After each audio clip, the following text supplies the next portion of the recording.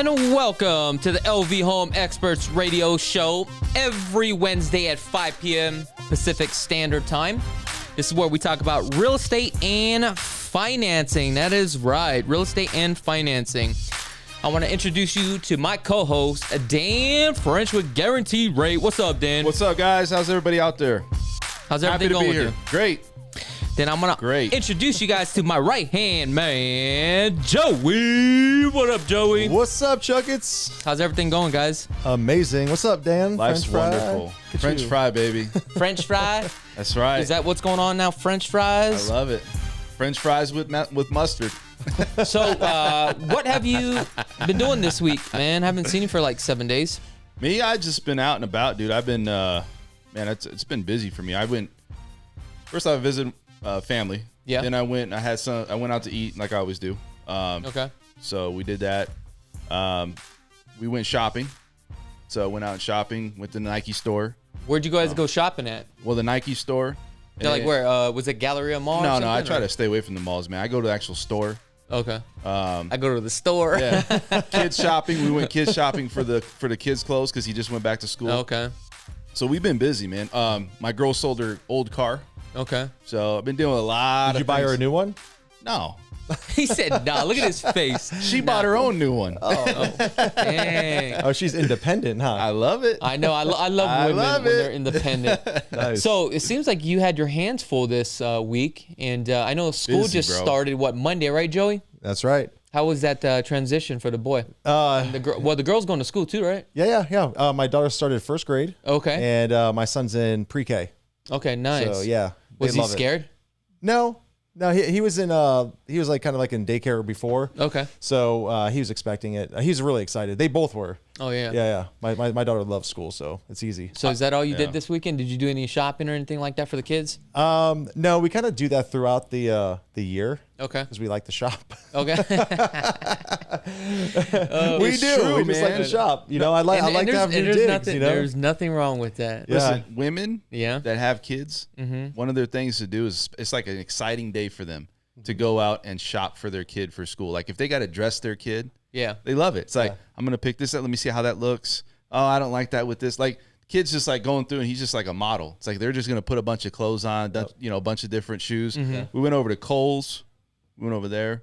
Went to Target. I mean, I've been going to a lot of places. Yeah, every time I call you, you're in the car. I thought you were out like door knocking or something. No, I'm door knocking. That's what we do. Would you like to refinance your home? 120 degree. Hey, get a loan from me. You see how dedicated I am? Yeah. I'm sweating for business right now. Oh my gosh, that's crazy.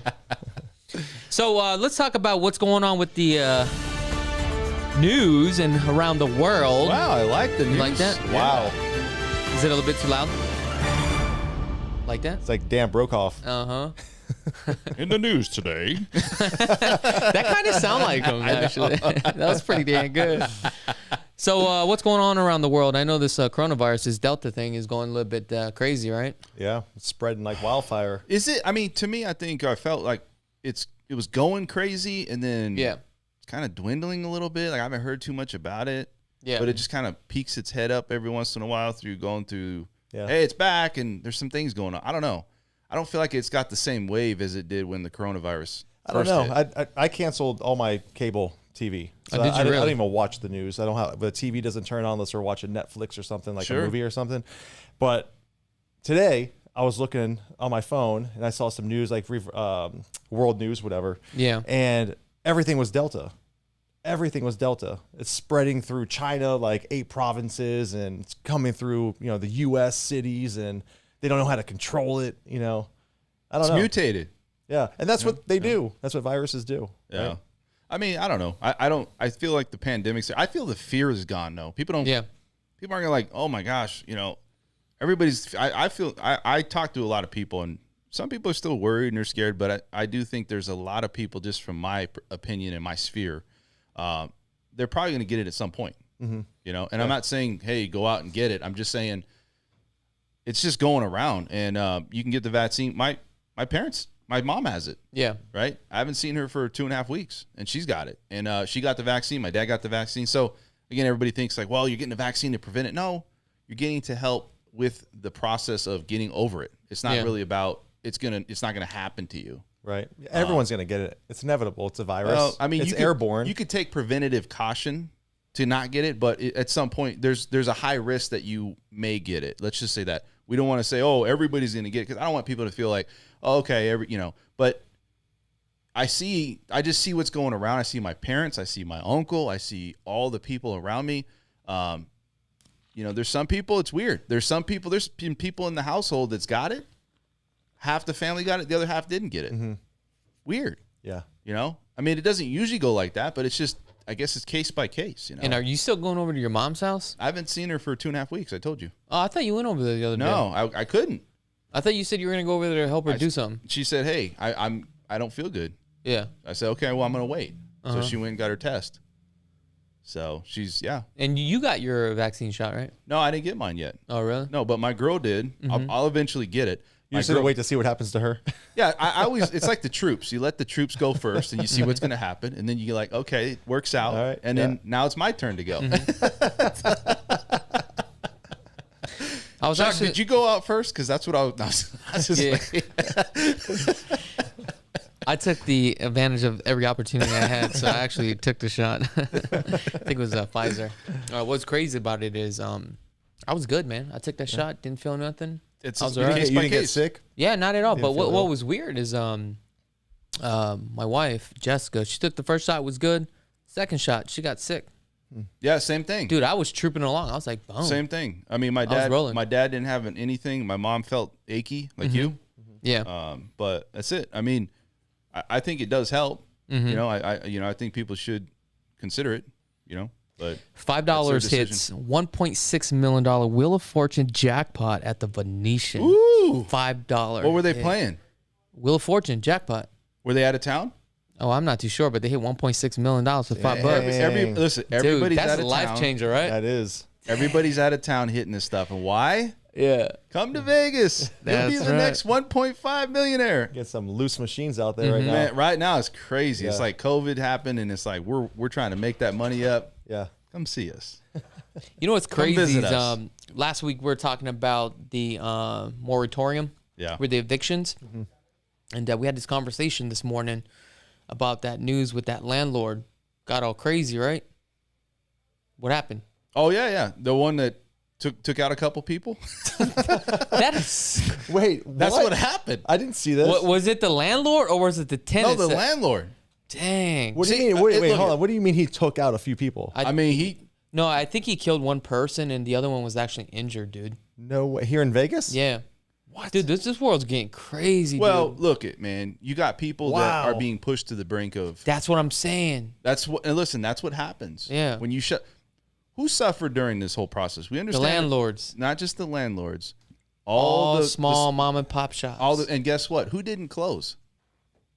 The big companies, right? Yep. And so we understand that, hey, you know what? We need to be cautious. There's things that we need to take to consider, like, okay, how do we make things better? But what makes it any different between these big companies not shutting down? And I'm just saying those are the companies that suffered. He's one example that's probably been suffering because he's probably not getting any income. He's probably like, you know what? Yeah. I got nothing to lose now at this point. I feel like I'm lost, and I'm not saying he did it, it's right, but people are just going to that extent. But you look at the businesses, those mom and pops, you look at back in New York, everybody's frustrated. Those are the businesses that really suffered. Yeah. And and you know what? If this shutdown happens again, it's just going to be all big business, all big corporation.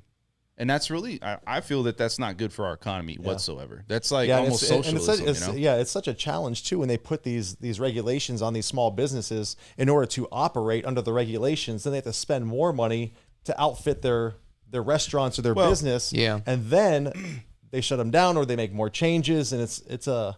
You got to have the population too. Like when you say, okay, it's mandated to have vaccine. Okay, I understand it's important, right? And it is going to help, right? Prevent this thing spreading, but you look at these businesses, like these small businesses, mom and pop, they're probably going to suffer because of all these things, like you said, with these regulations and all this stuff happening, where now it's getting mandated that you have to go and get vaccinated to work in a lot of these places. You got to get vaccinated if you want to go and visit some of these places. We're talking about the teachers. You're going to bring that up, teachers here. Yeah. What was going on with that, Joey? Well, teachers in California, it's going to be a mandate that they all have to be tested or vaccinated to go back to work. So how often do you got to be tested? I think it's weekly. That's crazy. Yeah. You said they were standing outside. Yeah, right? I seen this thing on the news where some of them were vaccinated. The ones that didn't, they had to go like do a test, but they made it harder for the teachers where they had to stand out in the hot heat, asphalt, when it was like 110 degrees. Oh yeah. And they were literally waiting out there like for 4 hours, and a lot of them were pissed. Yeah. That's crazy. They're just trying to do everything in their power so that way you're force required people to get vaccinated. Yeah, just like New York, we talked about that. Now you have to have that passport. Oh, wait a second. Did you see that there were some travelers that tried to go across the border in Canada? Did we talk about that? What happened? They got busted because they had fake vaccine passports. So I think they were getting fined somewhere around like, I don't know, like around $20,000, and they have to serve some time. Wow. But that's going to start popping up like fake IDs. I know. Right? Everyone's got a fake passport. Yeah. Hey man, it's going to be on the black market. It probably already is. Yeah. You know what I mean? People are just like, I'm going to buy it, whatever. This could be our studio. We can start making some. Come to Chakits' office to get your vaccine passport photo. Las Vegas houses prices exceed $400,000 for the first time. Now, this was today's news. However, we are going to run the data today, and normally we will run the data based upon the next, or the last 7 days of closing. So we'll see exactly what's going on. But it says here that the Las Vegas housing price shoots past $400,000 on the resale market for the first time last month. That's crazy, dude. That's already 8 times the income, dude. I feel we're hitting a peak though. You think so? Well, let me say why. Maybe on the lower sector, I'm thinking. I'm going to say that we talked about this, and I'm looking at this data too, and you don't see the multiple offer scenarios. I've asked a couple of people that got into contract with me recently. I said, hey, how many offers did you guys make? And they said, actually, we only made one, and we just gave them list price. We didn't go above. Yeah. So maybe there's days on the market, right? Depends on location. But I just feel that we're peaking a little bit here, and maybe starting to, I don't know, but it just starts to feel like it's starting to not be such a seller's market. Yeah. Now, I can tell you that I just submitted an offer yesterday, well, actually last night, because my clients are in Hong Kong, and the asking price is at $590. We went in all cash at $560 because I wanted to see what they would do. But I kind of knew the terms just kind of from reading the MLS where they wanted to stay in the property for a lease back. Because like sometimes the agents will explain that. Oh, yeah. So basically I just submitted it at $560 all cash, and I'm going to give them 90 days to stay in the property without making a payment. Yeah, that's two things that people seem like they're doing is loan contingency, where that's not a big deal, right? Yeah. Appraisal. And then staying in the property because they don't have nowhere to go afterwards. Right. So from there, the agent reached out to me through text or texting back and forth. He was like, hey, do you think we could do like 570 or something like that, 575? So yeah, let me see what I can do. So the good news is that we're able to get the deal done, and we didn't have to go through that whole multiple bidding situation. So I don't know if that is the case, but what I can tell you is I got another 2 more escrows, but it seems like ain't nobody paying commissions. What's going on with these builders, man? Builders and agents, man. Yeah. I'm doing the same thing. I told you guys. I'll take a listing and I'm like, you know what? You ain't getting the full 3%. Yeah. I'm taking I've done 4. it. Like, I've you done know it. what? This You market have has to. changed. You got to start shifting and adapting. It's a crazy market right now, dude. Pivot and profit. Yeah, exactly. That's right. We'll get into that in just a second. Absolutely. So what else is going on around the Las Vegas market? Well, they got the infrastructure situation that we've talked about, and they just passed that. I'll tell you this, it's up to $5 trillion. It was 1.5. Now we just talked about 3.5 trillion. Yeah. A lot of it was for railroads and some of the roads and things. Yeah, I think it was like 91 trillion or something. No, it was 3.5 trillion. Was it 3.5 yeah, trillion? so overall, 91 billion went bipartisan. towards, these have been put into place now at $5 trillion. So some of the stuff that they're using it for is sounds good. I don't know if we need that much to do the things that's necessary here. Maybe we do. Maybe we do across the country. I don't know. But did it even pass? Because I don't think it did pass. I think it did pass. No, they're trying to. It's a proposal. I thought it was. I think it passed. Okay. I do. I can't say for sure, but I think it passed. But the House wasn't going to vote on any other legislation until it got passed. So I think they forced it through. I think they forced it through. Now here's the thing: they're going to use some of the money for electric cars. Yeah. Right. I looked at some of this information. So if you're driving through California and you want to go and keep going to Utah or whatever, you can stop off and get your car charged up. That means you're going to have like a maybe plants or, something that's going to be here, to service that. I just don't know how that's going to affect our economy as a whole, though. Like that could put us in a very bad place if we just can't, come back where the taxpayers are paying a lot of this. We discussed this. Taxpayers are paying for this. That's a lot of money to create from debt to obviously build infrastructure around. I don't know. Is all the money going to the things? I doubt it. I mean, right? There's always going to be something earmarked for some random. Yeah, exactly. Thing, so right? probably like a little pet 15%. project for one of the, Right. Well, I think that's the same thing that happened with that moratorium with the rents, where the landlord was supposed to get some money and also the renters, but I think the state pocketed like 85% of it and only 15% went out. Well, so that's going to be the same case. A lot of politicians, man, they make $170 a year, right? But every one of them's worth well over multi-million. Isn't that crazy? Multi-million dollars. It's like, wait a second. You make 170, but yet you look at your bank account. You got all these assets. You're what you worth 20, 30 million. Yeah, living in a $5 million home. Yeah. You have one in Nantucket. You have one in Malibu. It's like right. Now, as home pricing keeps increasing here in the valley, according to rents across the valley right now, average about $300 more. Damn, that's a lot of money, dude. $300 more. Imagine that, your landlord coming to you when your lease is about due. $300. Well, it's or get out. It's a blend of, you know what I'm saying? People being upset. I mean, because look, people haven't been paying. We just talked about that story.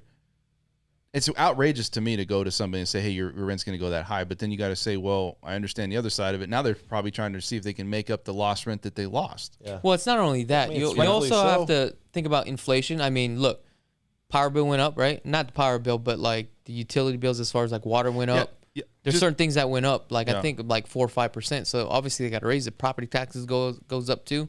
So I mean, you got to make that margin, right? So you got to raise it. I mean, everything else is getting expensive. Doesn't it have to like coincide with everything around it though? You can't just raise it to what you want, right? It's got to be. No, you can raise it to whatever you want. You can raise up it. To you. So you can raise. Let's say that you have an area that's renting for, like, let's say it's unit buildings, like we talk about, and that area is going for a certain dollar amount. I mean, you may not get your rents. You know, what I mean, right. You may not got to. But is there a rule? No, there's not a rule. What about on single family residence? No, is there a rule? There's not a rule. Yeah. You can raise it to whatever you want. Whatever you want. Yeah, I mean, it's really up to you. However, according to the Department of Housing, you'll get a letter every year, and they'll ask you what your rent is, and if it supersedes of what the common area is, then at that point you'll just be charged 8%. But as long as you raise it high enough where it meets above the 8%, who cares?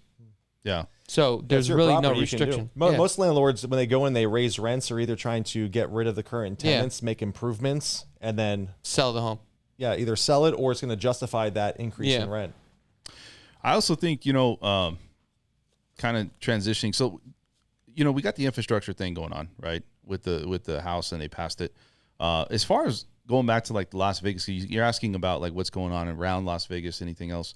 Do you guys feel like Las Vegas down on the Strip, there's been a lot of like riffraff or fights and stuff that's going on down there? Seem like? Well, I was at Fashion Show Mall yesterday. Yeah. And I was looking at the crowd walking through, and my wife and I were like, checking your pockets? Yeah, we were like, wait. We were like, hold on to our wallet.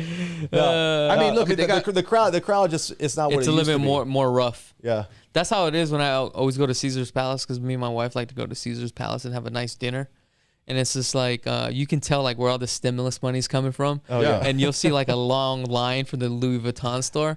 I'm like, damn, where are all these guys getting this money at, man? It's crazy. Too, I mean, you got that. Yeah. What about like dispensaries? Because I was talking to somebody today about it, and that's actually a good point. Like, there's young crowds that's just hanging out there now. Oh, I don't know. Oh, really? I think so. Like, I've never been to one dispensary. So you think, or are you just making it up? No, this is what I'm thinking, is that maybe because of the dispensaries and things like that, it doesn't mean it's bad. It just means that maybe there's younger crowds hanging out, and then maybe because you got to realize a lot of people, they just travel or transfer through, and they're there to sightsee. I don't think they're hanging out. And talking about dispensaries, because they're all over the valley, and you'll kind of see them when you drive around. Right. Some of them are very busy, and some of them are just completely dead. Well, yeah, but on the Strip, wouldn't you think they were? No, they were crushing it. I would think so. I mean, there's only certain spots. Like I went over to Planet. I think it's called Planet 15. Yeah. And that place, the way that they have their design, that was cool. That place is just like constantly busy, dude. I need to go walk through one of these places. That's actually really nice. Now, I've been to other dispensaries, and it's like just small, and it's just not as busy. I don't think that industry is big as everybody thought it was going to be. Well, it's so saturated. Yeah, that's what I'm thinking, dude. Yeah, I don't know. I think Vegas as a whole, I don't know if we've recovered fully. I feel like we're still kind of coming out of it. And then with this whole thing where mandated that you have to be vaccinated to work, and then a lot of people, they're probably not I think there's more people not traveling here because of this new variant, and also with the whole restrictions, because these restrictions are starting to get, they're not crazy, but I don't know. It's affecting businesses. I don't know about the traveling, but there was an article that I was looking at. 42,000 people moved here within the last 12 months. 42,000 people. That's crazy. Moved here. I know. I'm saying visitors, though. I understand that. I'm not talking about visitors anymore. I'm just talking about people moving here.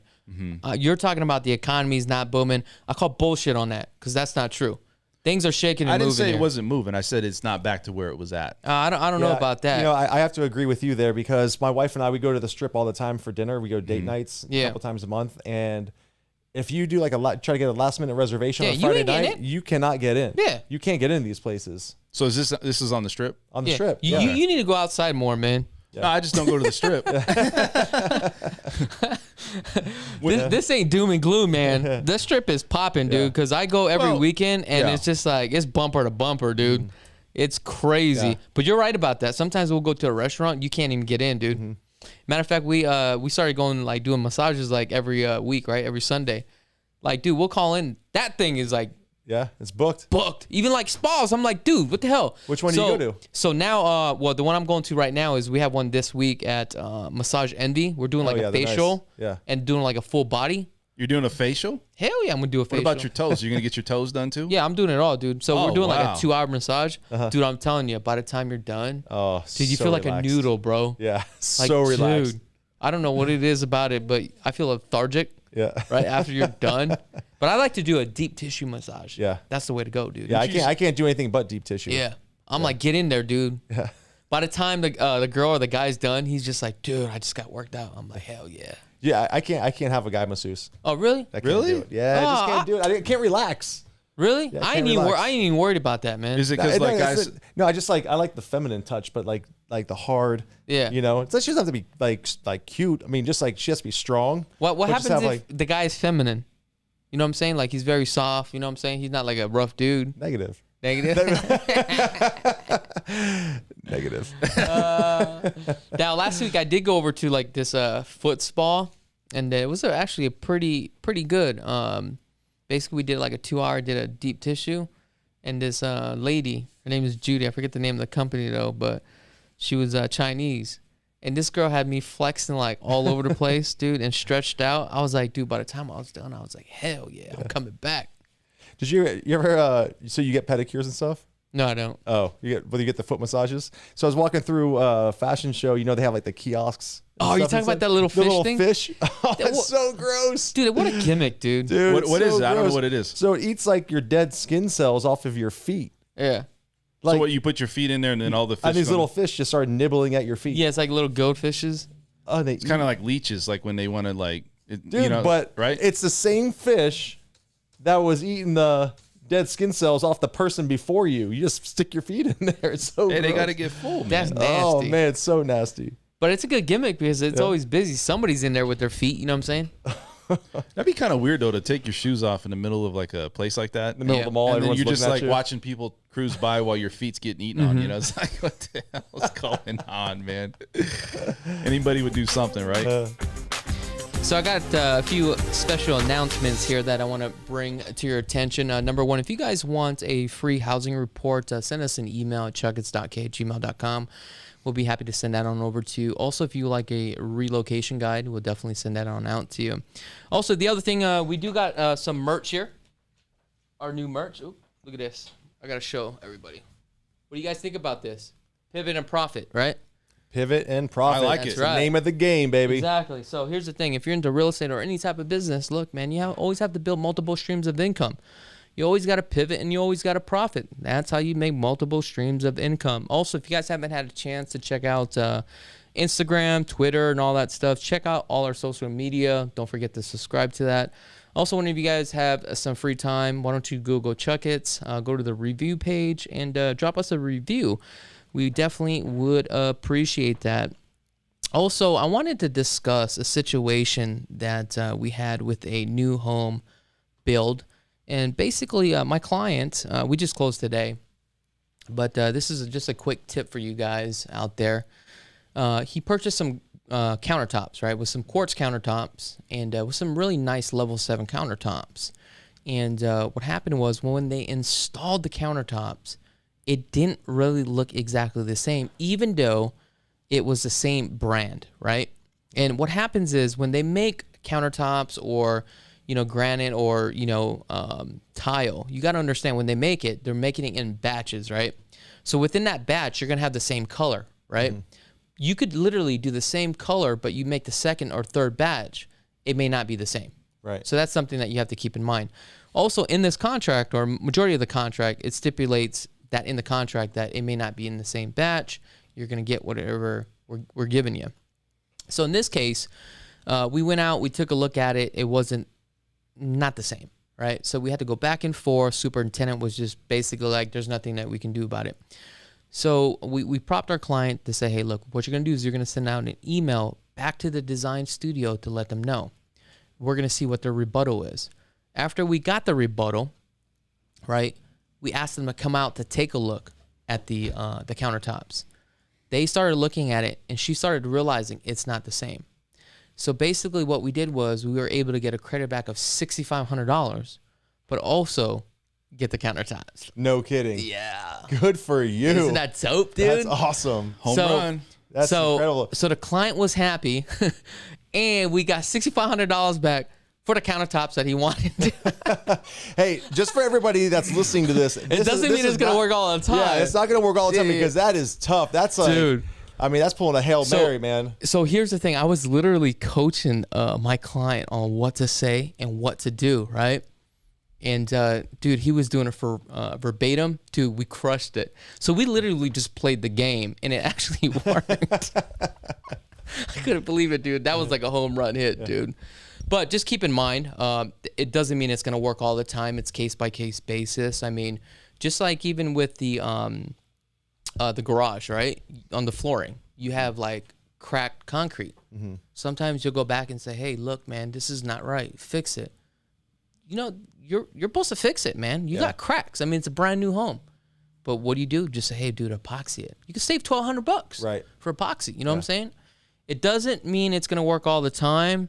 However, you just got to know what to say, when to say it, and who to say it to. Mm-hmm. And you kind of got to go up that chain of command, right? You don't just jump straight to the boss and say, hey, get this thing done. You just got to play the game. So, I mean, these things do work, but, that does come with experience. Yeah. But I couldn't believe it. I was like, dude, done. That's cool. Well done. Hell yeah. Hey, I was going to say something about that, too. Yeah. Beezer has been in the news recently. Oh, I heard about that. What happened? They're just having bad reviews about people going in and saying that once the home's complete, it's not complete the way they want it. Things are falling apart. Mm-hmm. That's big news. It's like cutting corners. Twice. They're cutting corners. and look. They're rushing. And they are. And I can testify to this because there's a builder out right now that we do a lot of business with, and they switch companies. The last company was called Pardee. Mm-hmm. I'm not going to say what company it is now, but I noticed this is the last 2 times that we did a final walkthrough, and it looks like they just like slapped the shit together, dude. And it's just like. But let me say this: isn't a lot of builders going through the same process? No, dude. I could tell you right now, I'm very happy with KB Homes, dude. Are you? They're freaking crushing it. Customer service is great, and the end product, they're finishing strong, dude. But obviously, it depends who that superintendent is. Yeah, that plays a big part. Like I'm working with this. I think his name was Jason, superintendent over there at Desert Skies. Dude, this dude's crushing it, dude. Like I'll go in, everything's all fixed. They go back, they take a look at everything. they just make it smooth, man. You just say, hey, whatever needs to be done, no rebuttal, we'll get it done. Yeah, and you great. Send over the report. They understand, hey, you know what? We just want to make the consumer happy. Yeah. And that's what really makes the company at the end of the day. It's the last 10% of finishing the home, dude. It's crazy. It is. I mean, I've had a fantastic experience with the company that built my home. And you know what's so crazy is, well, it depends who it is, because if you're not on top of it and you're going through the whole process yourself, and remember, we talked about this where I had somebody call me and say, hey, can you help us out? We're having problems. But remember, I sent you that text. I sent it to both of you guys one night about, oh, we need some help. I'm doing a final walkthrough. I'm like, go ask your agent. You know what I'm saying? She's like, I did ask my agent, but he told me there's nothing I can do about it. I'm like, I can't help you. Well, look, you can always do something about it. You can. You just got to know how. Exactly. You got to know the tactic to go about how doing it. You know? So you're right. I mean, and I don't know, like, maybe some people think that they're not going to contact another agent, and they're just like, I'm just going to sweep it under the rug, and there's nothing really we can do, and just be happy to have a house. Yeah. Or some people are like, just like you say, you know, you got to go to bat. Yeah. Yeah, because keep in mind, a lot of these home builders or the superintendents, it's just a job for them. They're building hundreds of homes. Yeah. They're right? just trying to hurry up. It's a production. Yeah. So, yeah, when you have somebody going to bat like you did, I'm still surprised that you got that done. Hey, you know what's crazy is every time I go meet the superintendent, right, to do the walkthrough, I notice they're always like prepping the clients, like not really explaining to them like, this is your full opportunity to pick this home apart. They don't really say that, right? They're just like, if you see something, let us know, but just make sure it's not as like, you know, nitpicky, you know. But like when I go there, I already can like feel the tension because I'm going to go there. You're like, yo, give me that roll of blue tape. Yeah, exactly. Hey, give me the green one too. I'm already starting it. You know what I'm saying? He's going down there like. But that's why you hire us as an agent, so that way we can kind of help you, you know, build that rapport and get that process going. So now you feel a little bit comfortable, because that's what happens a lot of times, 9 out of 10, where the consumer doesn't say anything or they don't even know better. But then when you have an agent that goes in there and says, look, this needs to be done. This is not right. And sometimes they'll give you a rebuttal, and you just overcome those objections, right? You don't get mad. You don't get upset. You basically have a conversation with them. If this was your house, would this be acceptable, right? So now the consumer is starting to feel, okay, now I'm getting a little bit comfortable. Next thing you know, they're picking everything apart. Now, the last one I did, I had to say, hey, whoa. Now you guys are getting way too nitpicky. You know what I'm saying? So there's certain things that just need to be done, and it's how you say it to get things done. Yeah. Right? So if you're taking a client through this process, right, and let's say that there's certain things that you start out right now, like, okay, these are the things, the big bullet points that I want to make sure are done, versus, let's say, the other things we can probably live with that's not done. What do you usually start with when you're going and taking a client through that process of, okay, we're going to look at, you know, countertops, we're going to look at this, we're going to look at what, you know, obviously there's key points of what the client wants.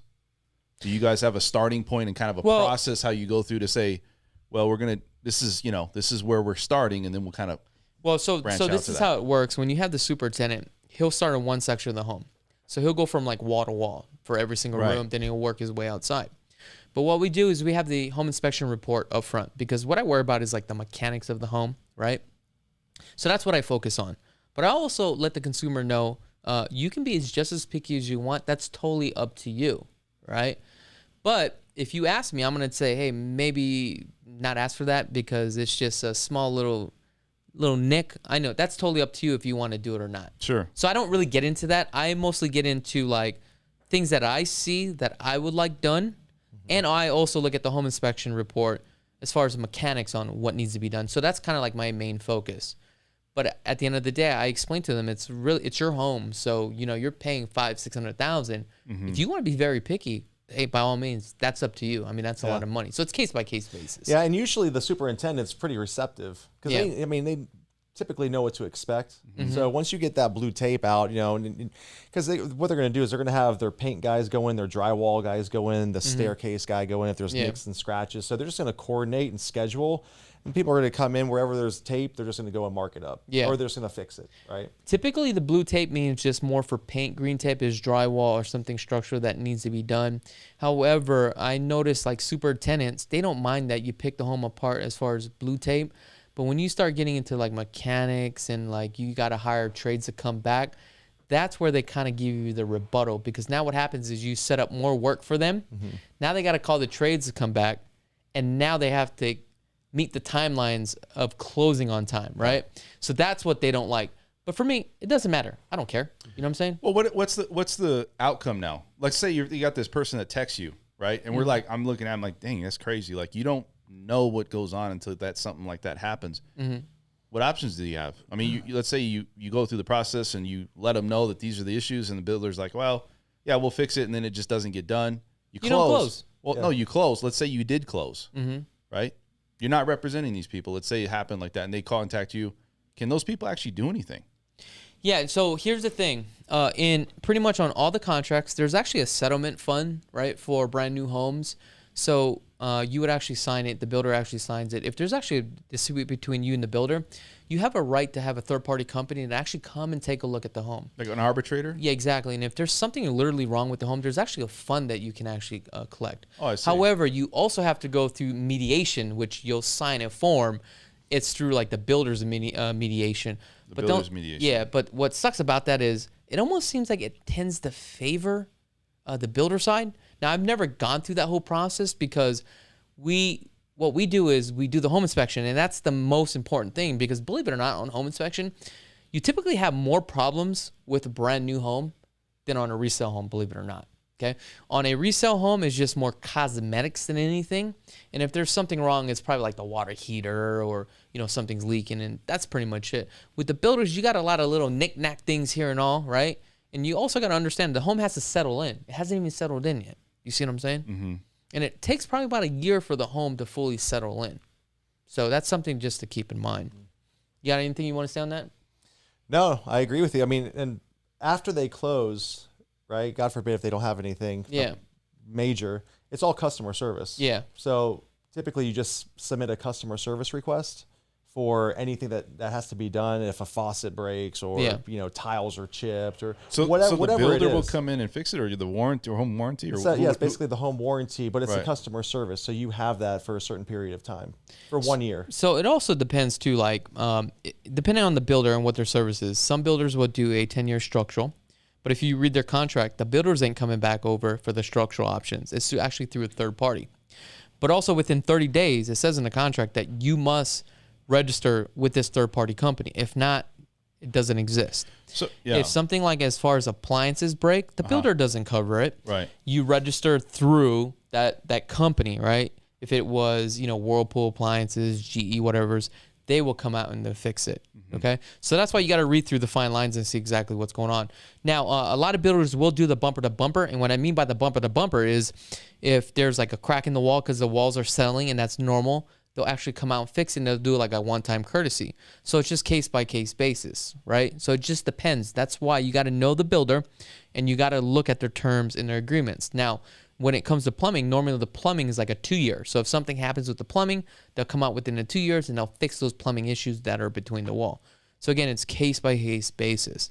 And that's why it's so important you do the home inspection, and there's certain things that you need to do up front to check, like the windows, right? Mm-hmm. The windows, if they're cracked and you close, there's nothing that they're going to do. Right. Right? Like the roof, right? You have up to a 30-year warranty. Some is 24, 30-year, but you also have to sign the form and get it registered. So different parts of the home run different times periods for getting something fixed or warranty. And then it could be through a third party or through that manufacturer or that air conditioning company that installed it or the plumbing company that installed it. So going back, those people that had the issue, those are probably more long-term situation, or maybe not long-term, but they have only a certain time period to fix them, and that's why they're like upset, right? Is that what it is? Like, it's not like you can say, well, you got 5 years to fix it. It's like, well, you signed off on it, and you only had you have a 12-month period to fix that. I mean, is that why it's like a hard, like people get stressed out because you're saying that these people that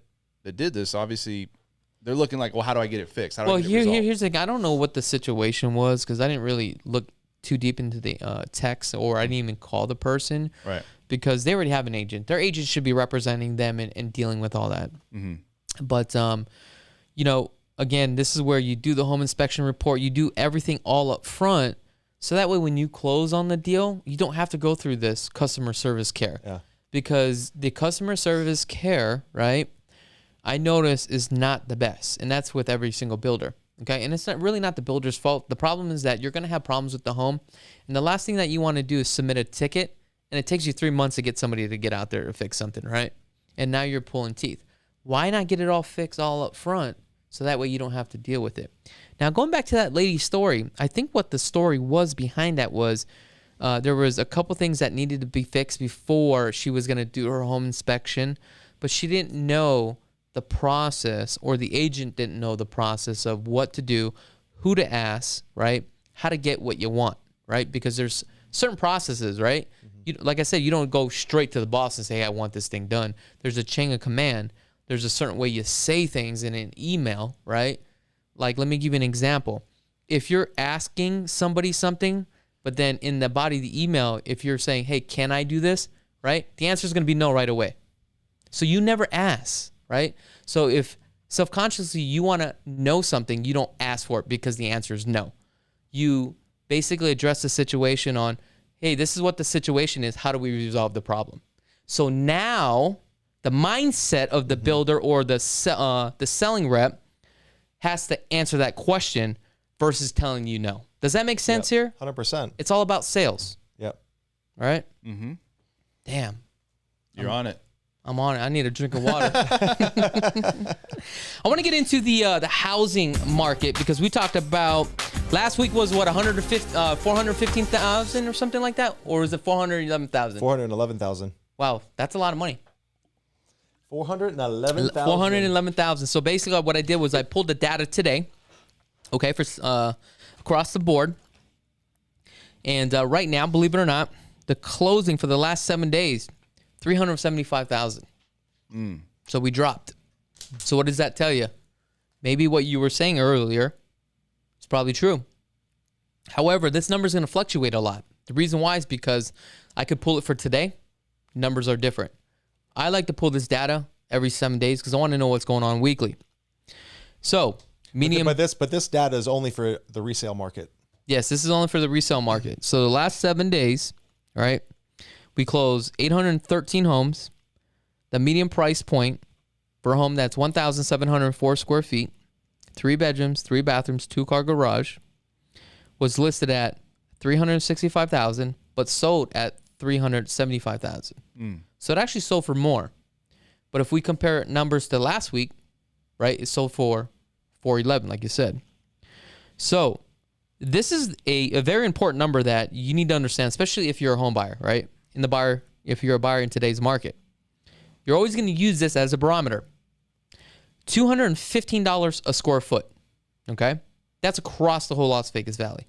That's subject to master plan communities, areas, neighborhoods, and also within your target neighborhood.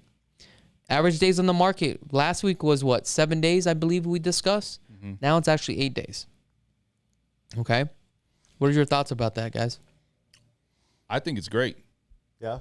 I think any progress in that direction is great. What, giving more time or going down in volume? No, I mean just I think what it's saying is homes are selling, but they're not like flying off the shelves. Yeah. Right? Like we were saying before. I think it's now. I think on the lower price it is. It is. Yeah. But I mean, that's always going to be that way. Yeah. Because there's more probably people going after that target market than say a market at 411. Or even around that area. So I feel that that's good news.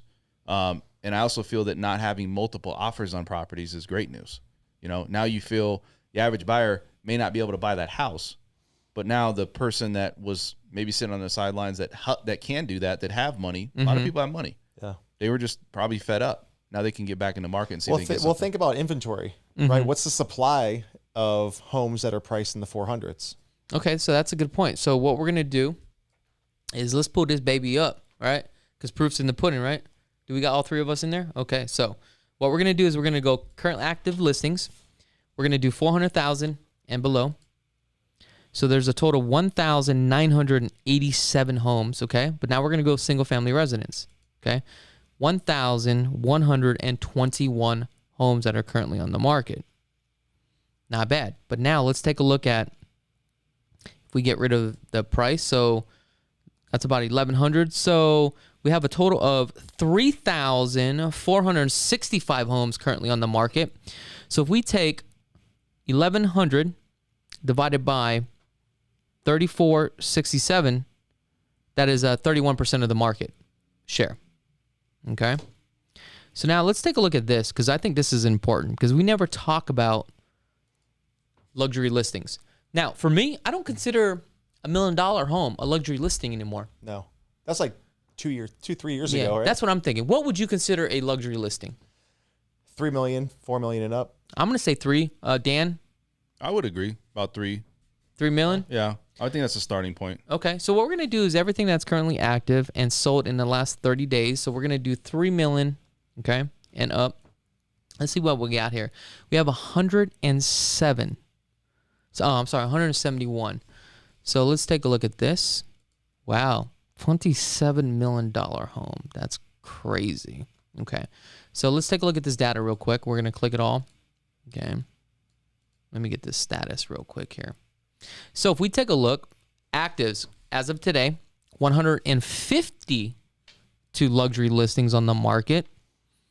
The average list price right now is about $5.2 million at $700 a square foot, 82 days on the market. Let's go to the solds. If we look at the solds, right, 4.1 million median price point, $602 a square foot. Average days on the market, 27 days. That's really crazy. Good. That's crazy. So this is telling you this luxury market is banging, dude, right now. So last 30 days, 19. Dude, look at that. If you're just one of the 19. That's crazy. Dude, look at that. One of the 19 just be right in there. The highest sold 10,500,000. Yeah, isn't that crazy? 1646 square feet. Or Wow. excuse me, price per square foot. That's crazy. So you know, if you're shopping multi-million-dollar home, average you're paying, or the medium, you're paying $600 a square foot. So people ask me, hey, the luxury market, is this slowing down? I don't think so. 27 days on the market for luxury. It used to be 6 months before you even sold something like that, dude. Yeah. 27 days. That's unbelievable. I think the market, the appreciation in homes is not going to really go anywhere. I think it's going to stop. Yeah. I think it might come down a little bit. But, I mean, it's not going to just say, okay, we're not going to continue to go up. It's just maybe not going to go up the pace that it was going up before. Yeah. And I think that's what you're looking at. You know, you're looking at, we're at 17% roughly. You know, Well, I don't know. I mean, year-over-year. a perfect example, the house was listed at 365 Mm-hmm. and it sold for 375. Yeah. So 10,000 above list price. So it's not like prices are going down. Yeah. It's still going They're up. still going up. I'm just saying, I think what I'm saying is the average buyer out there, when it was such a frenzy, right? Low supply, high demand, a lot of these people are just giving up altogether and they're just going to wait. And a lot of data says that fourth quarter is going to be the quarter that this is going to really start to open up again, right? Who knows? I mean, you know, everybody thinks a moratorium, but the vibe or the feeling I'm getting is that the average buyer out there that was maybe in the market and competing is not, there's not so much competition right now. Maybe it's a slow time of the season because kids are back to school. Whatever it is. That's what I think it is, though. Whatever it is. I think there's that small shift that people now are focusing their energy on their kids, getting them back to school, getting them back to the new routine. But do you think some people just giving up? Like I was reading this article that said 28% of people think it's a good time to buy a home. That means the other percentage of those people think it's not the good time. It's not a good time to buy. It's just many different reasons. Yeah. It's not just. Oh. So I don't know. Maybe the confidence of buying a home. It's all case by case basis. I mean, there's no right answer. It only lies within. It's only a right time if it's the right time for you. Right. Depending on your situation. Right. Okay. Now I think there's another thing that we really need to look at is price points from 500,000 to $1 million, because I think that's kind of like where the sweet spot is, right? So let's take a look at the last 30 days on here. Let's see here. We're gonna check it all. See what we got. So if we take a look, solds. Look at this. Last 30 days, 800. Wow. And 12. That's where the sweet spot is right now, folks. Look at this. 4 bedrooms, 3.5 bathrooms, 27 square feet, right? 2,700. Yeah, 2,700 square feet, I'm sorry.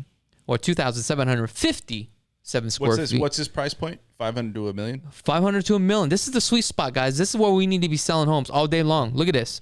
Wait, what's the one up there? 1,339. That's the actives. That's what's currently active right price now per square foot. on the market. The price per square foot. Look at this. 231. Okay. Obviously, the reason why this is going to be pretty close to the the $212 a square foot, because remember, the bigger the home is, the price per square foot is going to get a little bit less. So this is pretty close to it. But then when you break over into the luxury market, now you're looking at the 600, right? Yep. But if we take a look at this, the median, 615,000, right? $230 a square foot. Average days on the market, 9 days. So that tells me, as an agent, I probably want to be around this price point, right? Number one, you get paid a lot of money, and you can close. Yeah. That's where majority of the buyers are. 812. Dude, that's a lot of closings, That's a dude. lot of closings. That's what I'm saying. A lot of closings. What's in our the past average? 7 days? Yeah. How many homes do we close on average a month? I would say probably about 10. So, like, just with the team leads alone as of today, I think we closed since... No. I'm saying as a whole, but as a team, it's 10? Yeah, no. I'm trying to break this down because I think we just closed, a total of 98 transactions. 98 divided by, 7? 98 divided by 7. 14 deals a month we're closing. But not including your stuff and everybody else's stuff. I'm just the team. Just the team stuff. Yeah. Isn't that crazy? It's great. So that means things are moving. Now, last week, I kind of felt like things were slow. But I don't know what happened this week. I just got flooded with calls and buyers. Bing, bing, bing, all in escrow. I don't know what's going on. Tell me what's going on within the market, because here's the thing. I want everybody to get a second perspective, right? Because Joey's constantly hitting the pavement. You're constantly out. Mm-hmm. And I believe last week you got probably like 3 or 4 escrows. Did you have to submit offers above the asking price? All of them. All of them. All of them. What was the price point? Between 4 and 5. Okay. There you go. Answers the question. What we just talked about. Mm-hmm. Do you see what I'm saying? Yeah. It mirrors almost. But now, let's go back and let's see. And this is going to be important data here. I want to see this data here. Okay. We're going to go back to the MLS. And let's take a look at price increase, right? Last 24 hours, but we're going to do the last 7 days. Residential. 484 decreasing in the price. That's a lot, dude. Mm-hmm. So how many homes do we have currently on the market right now? So remember this. 3,000. 3,000. So you take that, you divide that. How much is that? What's the percentage? I can't count. So I'm going to do 484 divided by what? 3,000? 3,000. That's 16%. So 16% of the market is doing a price reduction. So this data right here, the conversation that we had, is the market slowing down? This is the data that you got to look at right here, right? This is where the indicator is going to say, hey, you know what? It's getting overpriced. They want to drop the price, right? Because things are not moving. Mm-hmm. Okay. But most importantly, we're going over time. I want to get into the financing with Dan because this is important, right? Interest rates today are what, 1.2%, Dan? Absolutely. Nah, he's just playing, guys. Interest rates are not at 1.2. Calm me down. We're just joking. We're just having fun. On a serious note, let's get into financing real quick, man. COVID has actually put people back in the market to refinance. So right now, refinances are going crazy again. Mm-hmm. Even if you didn't, it's not just the cash out; it's the rate and term. I got tons of people calling me right now. Running scenarios. It's always run scenarios. Yeah. They're just looking to save a little bit of money, and because you saw a slowdown in refis, didn't you? I think everybody did. And now it's on an uptick? Yeah, I mean, look, what COVID did with the whole variant, the Delta variant came out, it's put more caution to investors, and it's helped me with rates. So what that means is a lot of people are starting to look at refinancing. They're going to my application. They're asking the right questions. So refinances are back.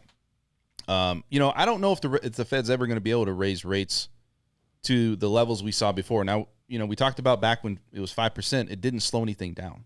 Right. And so the Fed's going to continue to purchase bonds. They're going to continue to, use treasuries as the vehicle to help keep rates low. They got to service this stuff. I mean, it's a lot of technical stuff I can go over, but if you're giving somebody a 1% return on investment, for just an example, now you're getting 2%. If the Fed's doing this and they're selling these bonds, treasuries to, big investors, you're selling it to countries and just big investors in general, they have to service these bonds and these treasuries and these things that they sell, and it's not something they really want to do. So why? It's because now you got to have more money in circulation. You got to make sure everything's accounting for. So going back to what's going on, the Fed is not going to raise rates in the short term because there's a lot of things at risk right now. And also, too, they're trying to keep and suppress rates based upon the economy and what they're doing. That's why, and also, too, with this Delta variant that's come out. So rates today, they're not really changing. Actually, they've come down even a little bit more. I'm looking at like high twos, maybe even a little bit lower than that, where it's like mid to high twos now. That's what I'm starting to see. Oh, wow, that's good. Yeah. Hell yeah. That's what I'm talking about. Absolutely. And, going over that product, that program we talked about, I haven't heard any more news about that product. Now, I know that when I went to a new home build today, I was talking to a rep over there at Pulte, and they were saying that there was a program out for like first responders or something like that. Yeah, I was talking about that. Yeah. Yeah. So elaborate on that a little bit. Like I said, it's in the works, and we went over that before. Usually when you're a lender, it floods the lender, mailbox. Everybody's like, okay, we got this new product. Everybody, let's talk about it, because it's a way for us to sell loans too. Yeah. Right? Yeah. And so we haven't got that. I haven't got any memo or email, but they're trying to push this through where everybody out there that's a first responder is going to get an opportunity to buy a house with no money down. It's crazy. No money down? No money down. They're trying to mirror it like a VA loan. Yeah. So that's crazy. That hasn't taken place, but you're starting to see, if you look at the jumbo market, because we know that a lot of buyers are looking in the jumbo market. Anything beyond 548, 250 is considered jumbo, right? So the loan amount, those are starting to ease up too. And I think it's because they're starting to look at, investors are starting to look at that. That market is starting to come a lot quicker. There's a lot more people in that market, that high-end market. So, we're doing a deal right now with cryptocurrency. Yeah. And there's ways around it. There's investors that do cryptocurrency. We're going to start to see that more. So. All right, guys. Hey, I just want to say thank you so much for tuning into the show. Also, real quick, if you guys get a hold of one of our agents, make sure they actually work with the CKG group. Look on the signature line to see exactly, do they actually work with the team, not with the company, okay? So if you want to work with us, please feel free to give us a call. Other than that, if you guys haven't had a chance to subscribe to the channel, go ahead and click that subscribe button. Other than that, I really do appreciate each and every one of you guys. Until next week at 5 p.m. Pacific Standard Time, this is where we talk about real estate and financing. Other than that, don't forget to subscribe.